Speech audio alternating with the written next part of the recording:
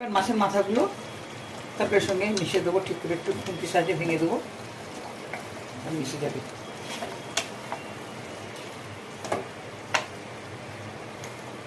Last একটা উপকরণ দিতে বাকি আছে, ওটাকে দেবো ঘি।